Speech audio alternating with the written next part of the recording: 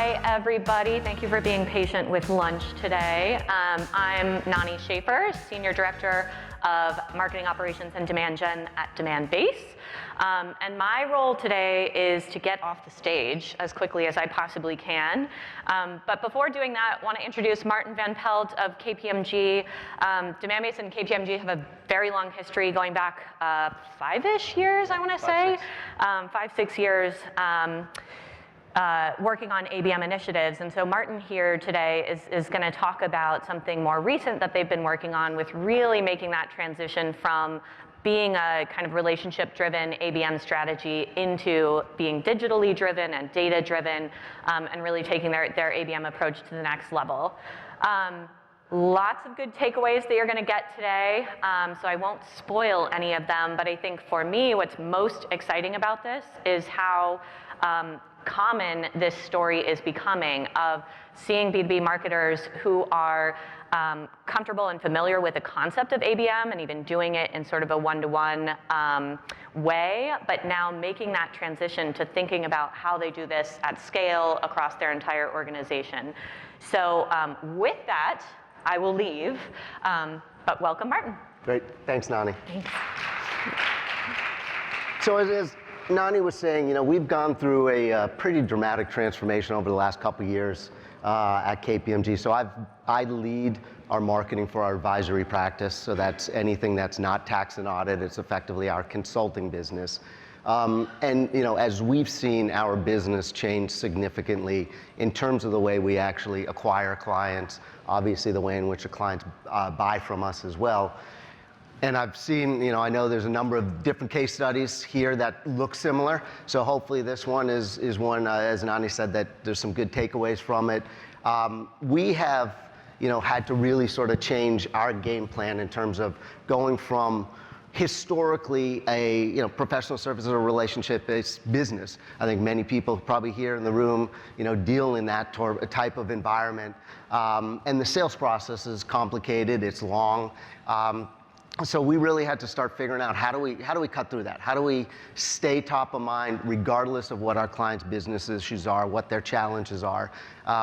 Historically, all of the big four have good brand recognition, so we are there. The question is, if I have a problem with a cybersecurity issue, am I thinking KPMG or am I thinking Deloitte? And so those are the types of things that we need to make sure we constantly are in front of our clients with content, with messaging that's going to be relevant to them. Obviously, the deals are complex. They are, dozens and dozens of decision makers involved in the buying process.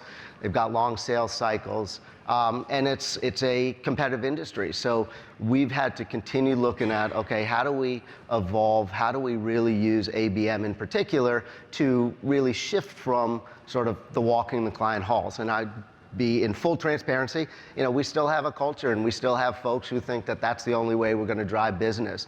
But we've been fortunate, I've been fortunate that as we've been transforming our marketing processes, our teams, which I'll show a little bit, we've also been transforming our sales mentality as well. And so it's actually helped me quite a bit in that we've brought in more professional sales folks. We are breaking down sort of the mentality and the culture of, it's in-person events and it's large sponsorships and businesses only coming through our relationships, to look at how do we become much more proactive in our marketing, our demand generation, and then work with a real structured sales organization to convert from our activity to sales ultimately.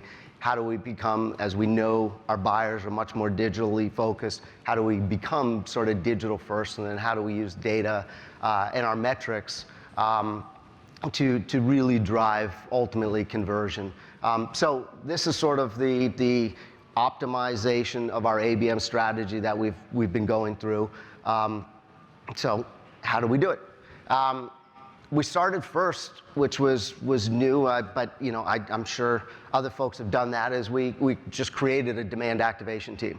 And I literally took people off of the line that were doing other jobs that had sort of the capability and the predisposition to work in a more demand gen, lead gen focused environment. And we created a specific team, and a centralized team that largely does three pieces to it. The first one is just around lead generation. So literally working with all of our campaign leads, our marketing strategists to really help define and design our buyer journeys, look at the ways in which we're going to automate them, build out for all of our campaigns scoring models, and then ultimately build out, and this is where demand-based comes in to play, build out an ABM media campaign to really make sure that we're targeting only those buyers and only those companies that we want to get to. And then connect that to our sales organization. And so this team and the demand activation team sort of really is sort of front and center between our marketing strategists, our campaign owners, and ultimately our sales organization. We do a lot of lead operations. So it is literally, we've got folks who are sitting there every day looking at all the data, looking at sort of how the lead process improves, how do we qualify leads, how do we distribute them. It sounds easier than it is. Again, we've got a very distributed sales organization. So sales, I remember a couple years ago, my boss came to me and said, hey, well, why can't we just find one person to hand every lead to? And I went back and I said, there's probably 3,000 people in this company that can take a lead, because there are client partners for some of our big clients. There are salespeople dedicated to certain clients. There are solution people and solution sales folks. So there's literally any lead that comes in, there's probably 3,000 different people that could potentially receive it. So that's part of the sort of whole operations piece, was how do we actually connect to the right people each time? And how do I make sure that if I've got a ERP transformation opportunity, it's going to one of those sales folks in our Oracle practice or in our Workday practice. And if I have a cybersecurity opportunity at one of our top clients, it's going to the client partner there. So a lot of that is done every day by individuals. I wish we could automate it more, but the reality is that there's just so many different recipients of leads that it takes a lot of manual labor. And then we try and connect a lot of tools together and sort of really bring together using demand-based. We use a bunch of other discovery.org. We use Oracle's tools, so Eloqua, Engage. And then finally is sort of the third part of it is the sales enablement. So how do we, once we've identified the leads, we've gone through the operations, how do we actually get those into people's hands? How do we help them have the conversations that they need to have? So we've used and we brought in a number of different technology pieces. Like I said, we actually have started using Oracle Engage, which is an automated email system where we actually create the content, create the templates for emails to go out and personalize. So all of that sort of goes and leads us into how do we continue to evolve our marketing stack overall. So here, the next part of it has been, we are driving our technology transformation. And so we work together between my team, the sales team, the solution teams, to really align around what technology do we need to have, how do we develop the right sort of investment strategy, how do we look to create the right experience for our customers, but then also internally. And then we go through training. And so how do we make sure that all 3,000 of those people who could be the recipient of a lead actually have the training, have the knowledge, have the capability to use the tools that we're building out, and really build up sort of a meaningful connection between our marketing team and our sales team, and ultimately allow them to go out and talk to clients. So a little bit in terms of how we implemented, in particular, our ABM with demand-based.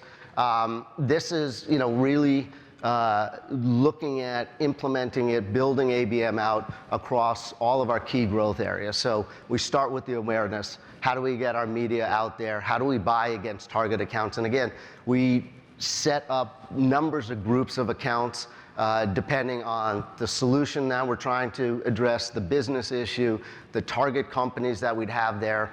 And then we look at, how do we once we've targeted them, how do we begin to improve our engagement, particularly our on-site engagement? How do we drive account-based insights? And so a key part of what we've been using demand-based for as well is really around listening and intent signals that we get both on-site and off-site that are relevant to our clients. So, just an example of it, I got an email the other day, 2 pharmaceutical companies were merging, or one was acquiring the other.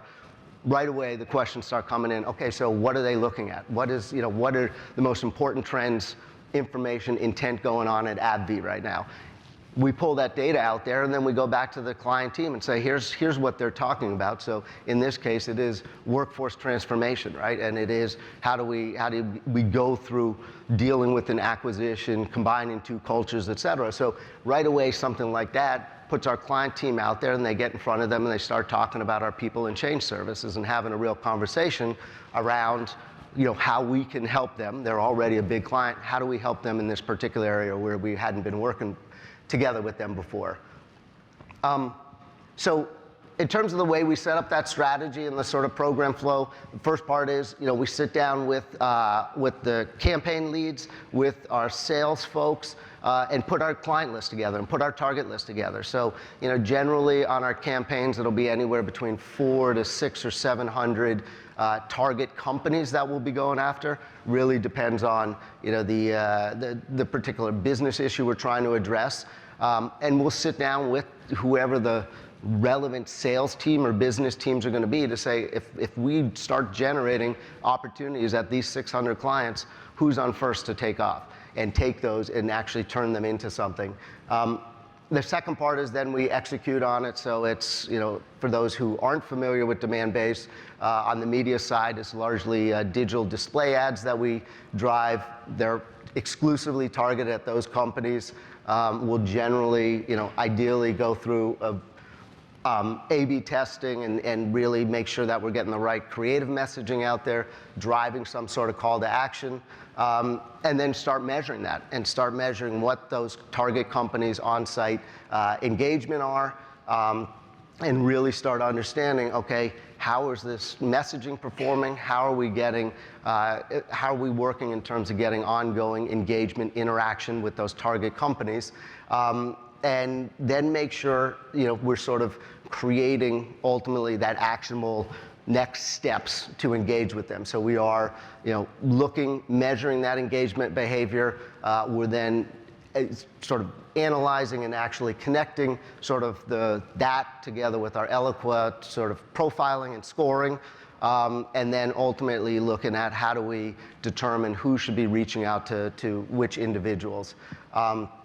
And we really sort of end up building a real pipeline of leads at the target companies that we want. We get a lot of feedback from the sales folks in terms of what's working, what's not working. We measure ourselves, and so we actually we do monthly reporting where we look at each target company that we have. What's the pipeline look at? We do a sort of pre-campaign launch even. So look at a pipeline as a bench line, and then every month look at how the pipeline's increased at every single one of those companies for that type of work, whatever it might be.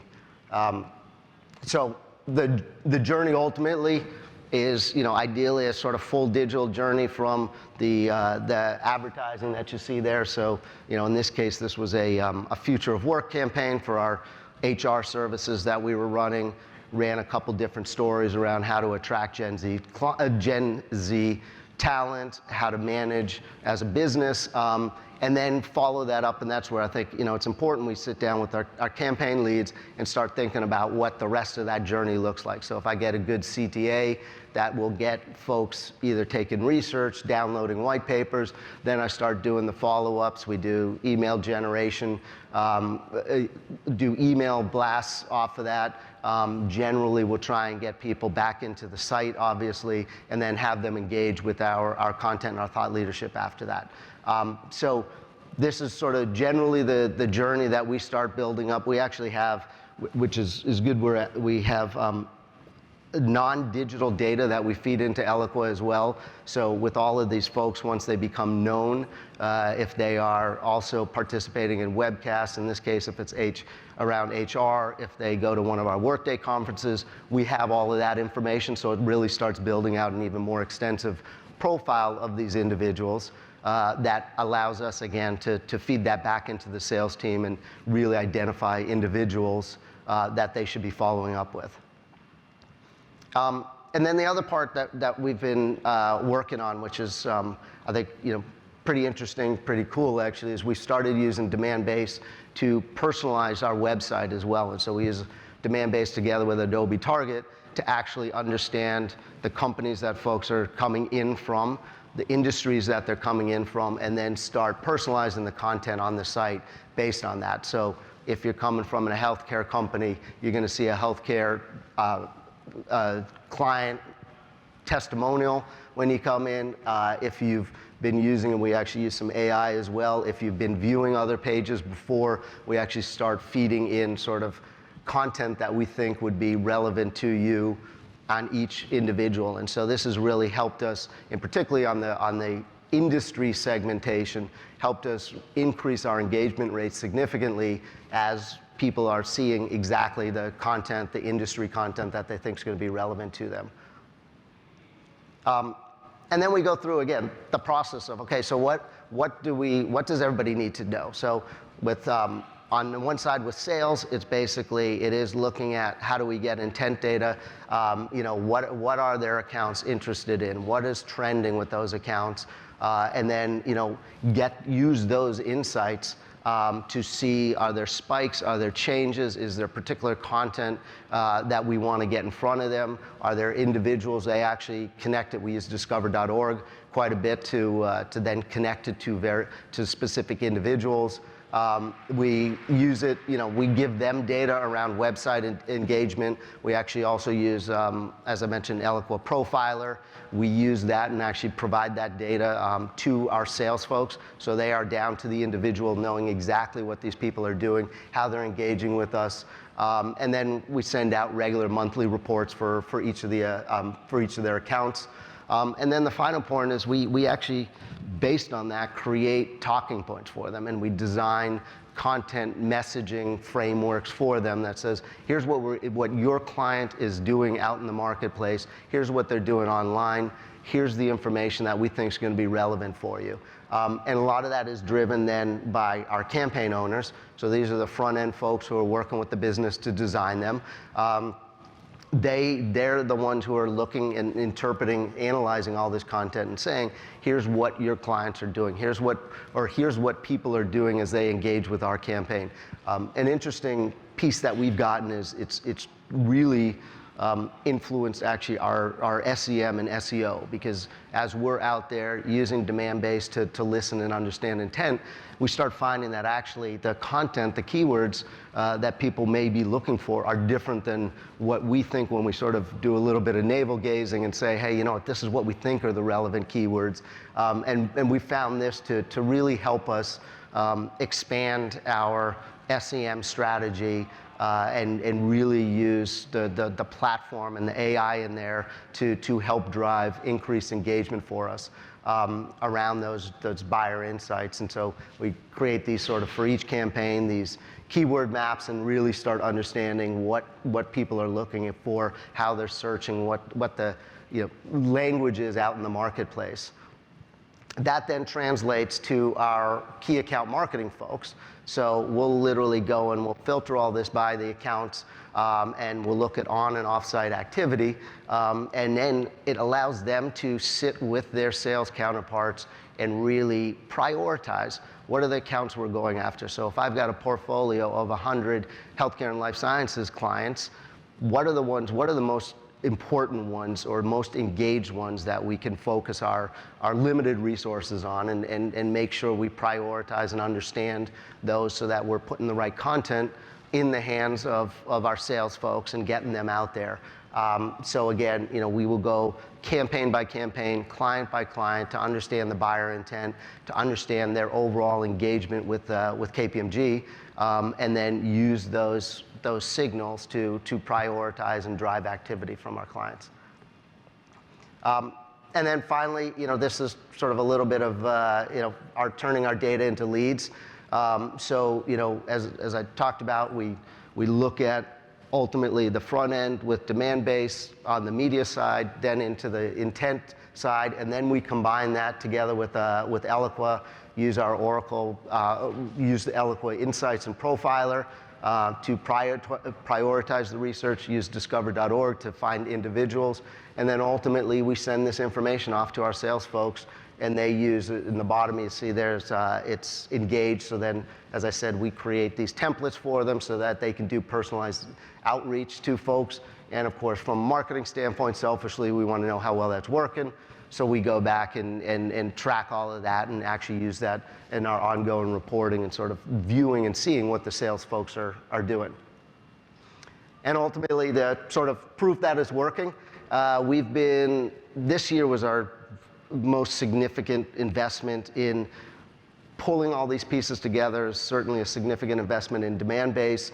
And so we've had 6 campaigns in market this year. We just launched the last one this week.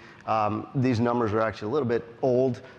So we've close to 200 converted accounts now over the first 2 campaigns that we launched.